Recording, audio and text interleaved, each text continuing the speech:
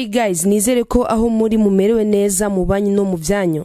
Nibombora riri hagati mu muziki ndundi, hagati y'abaririmbyi ndetse n'abamenyesha makuru. Aha ndavuga inyuma yuko FZZO yasore indirimbo Don't Cry na Asray, niho yafata urugendo rumushikana mu gihugu ca Tanzania agiye gukora media tour hamwe n'uwo muririmbyi Asray.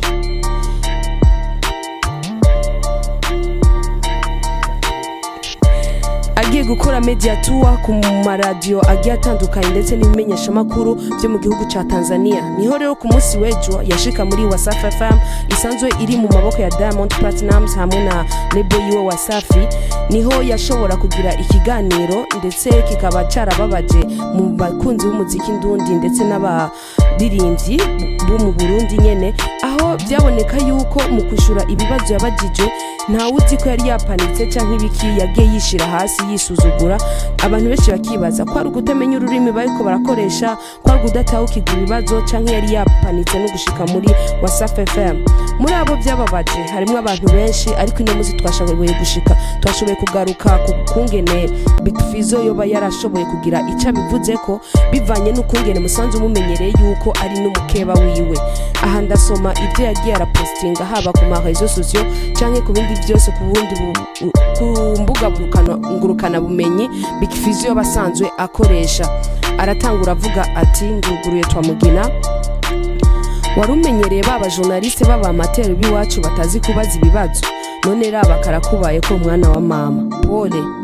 Akongera ati umeshindwa kujiamini jinsi unavyojiamini kwetu Burundi, moyo wako unakusuta mwenyewe.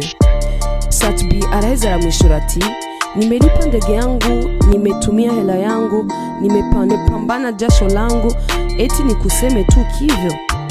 Nipe hela basi, tafuteni. FZZO arasubira ati tu n'arrives pas à te décrire ce que tu es, n'induru wa muturenza pole. FZZO arasubira aravuga ati ubwatsi buramera bukabisa ubundi, trust my people. Acarashirako ndetse n'idrapo y'igihugu. FZZO arasubira aravuga ati mais bon courage frérot.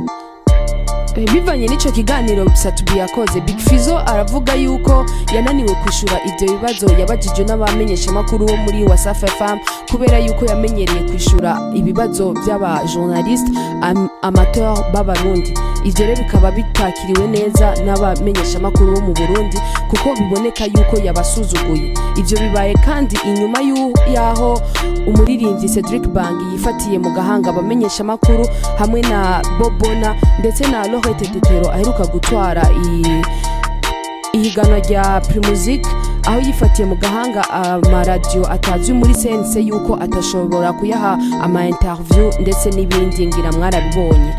Aha mbona bigoye kuri jewe ngejeje ngaho. Mwebwe namwe bakunzi b'umuziki ndundi ndetse n'abakunzi b'igihugu n'abakunzi b'abaririmbyi, mugira ico mutubwiye, kugira ico muvuze kuri ibintu biko biraba. Mbese abamenyesha makuru bagiye kubihebera ngaho, mbese abaririmbyi bagiye kumbandanya bifatira mu gahanga abamenyesha makuru, mbese umuziki ndundi ugiye guherera he? Turashaka commentaire zanyu, mubandanye mugira subscribe kuri Black TV, turabakunda cyane.